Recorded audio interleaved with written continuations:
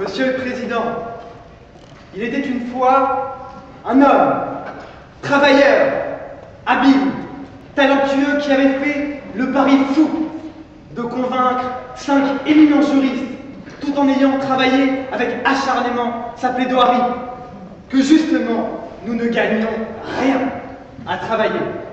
C'est par cette contradiction inacceptable que je condamne mon contradicteur Jean Amougou d'avoir l'intention, mesdames et messieurs, de vous tromper. Je me fais donc ici pourfendeur de la vérité et m'y attelle avec impatience, car comme je vais vous le prouver, oui, nous gagnons tous à travailler. Alors, avant toute chose et par souci de cohérence, je pense qu'il est de ma responsabilité de définir les termes du sujet. Gagnons-nous à travailler?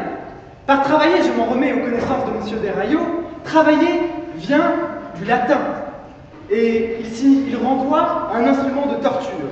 Le travail serait donc regardé comme un supplice. Et cette idée, on la retrouve déjà dans la mentalité chrétienne, puisque Dieu, pour punir Adam et Ève de leur premier péché, les condamna à passer le restant de leurs jours à travailler une terre aride à la sueur de leur front. Le travail, mesdames et messieurs, est donc regardé comme une tâche pénible, mais qui constitue le seul chemin vers la rédemption et donc vers une meilleure condition de vie. Et c'est justement cela, gagner. Gagner une meilleure condition de vie. Le verbe gagner constitue en réalité le point névralgique du sujet, puisqu'on le pense habituellement économiquement, mais le gain peut également se penser en termes de reconnaissance sociale, n'est-ce pas, maître? Mais aussi en termes de satisfaction de soi, en termes de connaissance. Et enfin, il faut s'intéresser au mot « nous », car il recouvre plusieurs réalités. Par nous, on peut entendre l'individu, mais également la société, et enfin, l'humanité. On a donc 3 échelles différentes que l'on devra ici prendre en compte et qui constitueront le fil rouge de notre raisonnement. Ainsi, mesdames, messieurs les jurés, l'interrogation soulevée par ce sujet est donc celle de savoir en quoi le travail améliore-t-il notre existence à tous les niveaux, en quoi le travail apporte-t-il un gain. Tout d'abord, premièrement, sur le plan individuel. Mesdames, messieurs les jurés, vous avez quand même conscience qu'en travaillant, vous avez fait un gain matériel et économique. À l'origine déjà, la naissance du travail est due à une disproportion entre les ressources naturelles et les besoins de l'être humain. Ainsi, si le travail a une utilité, c'est bien pour combler les manquements de la nature elle-même. C'est donc un gain. Mirabeau d'ailleurs ne s'était pas trompé lorsqu'il nous disait que le travail est le pain nourricier des grandes nations. De plus, c'est toujours sur le même plan humain. Au-delà du domaine pécuniaire, le travail constitue un gain moral. Simone de Beauvoir nous disait que la suprême récompense du travail n'est pas tant ce qu'il vous permet de gagner, mais ce qu'il vous permet de devenir. Et on voit ça dans la vie de tous les jours. Des exemples concrets, on en a une multitude. Par exemple, tout le monde ici a déjà assisté à une manifestation de chômeurs.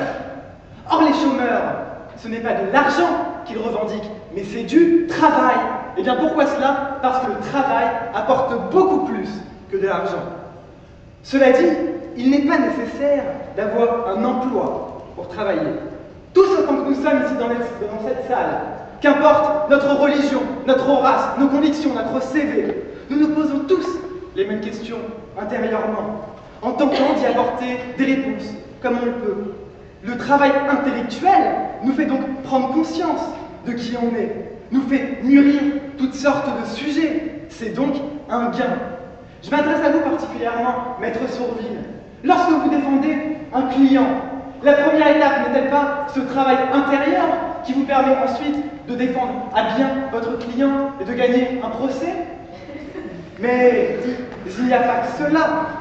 Je voudrais vous parler d'autre chose. Tout le monde ici a déjà vécu cela.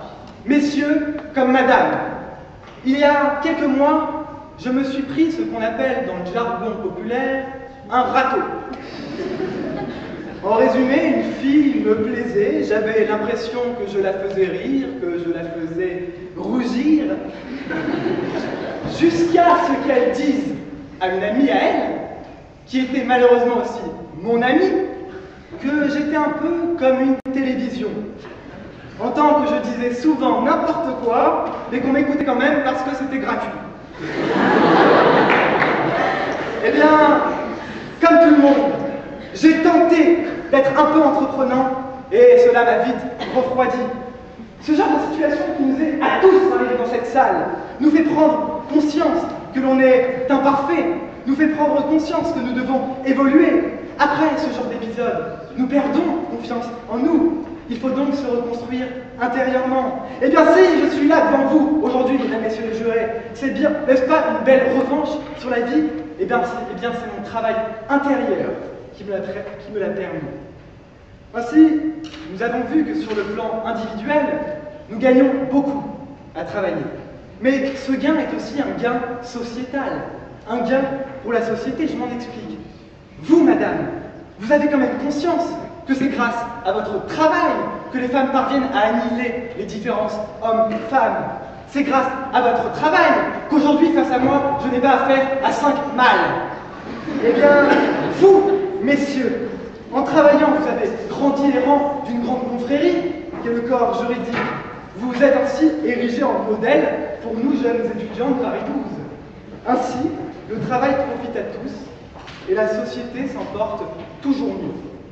Pour finir, mesdames et messieurs, en travaillant, vous vous rendez compte que vous faites avancer l'humanité avec vous. Vous faites donc partie d'un mouvement séculaire. Où en serait la science sans travail? Alors bien sûr, dans cet amphithéâtre, nous ne sommes pas tous Darwin, Einstein ou Freud. Mais comme eux, nous bâtissons un monde meilleur, un monde qui retrousse ses manches, un monde qui n'a pas peur de l'horizon. Alors cela demande bien évidemment des sacrifices. Vous me l'accorderez, monsieur Deraillot, malgré l'attachement que je portais à votre cours l'année dernière et à vos adages latins, il fallait être téméraire pour se lever le matin et s'entendre parler de jurisconsulte et de masse de granit. Vous souvenez-vous de cela? Mais c'est bien grâce à votre travail, monsieur Deraillot, qu'aujourd'hui, après tant d'années, je me suis rendu compte que j'étais né pendant le mois de Brumaire. Il est donc, mesdames et messieurs, assez naturel que le travail vous paraisse pénible, car au fond, nous autres êtres humains avons un penchant certain pour l'oisiveté. Cela dit, le travail est pour tous un vecteur d'enrichissement personnel, un vecteur d'enrichissement intellectuel, mais aussi un vecteur de satisfaction. Voilà des biens réels, monsieur Amoubou. Alors je me retourne maintenant vers mon contradicteur. Je viens de vous démontrer que l'on gagne triplement à travailler. Vous allez tant bien que mal tenter de nous peindre un tableau assez pessimiste de nos vies, puisque le travail en constitue une part non négligeable. Alors parlez-nous de l'extrême, d'esclaves et de prostituées, mais je l'affirmerai jusqu'à ce que une mort s'en suive. Oui, nous gagnons toujours à travailler. Je vous donne la parole, mais mon Dieu, faites du bon travail.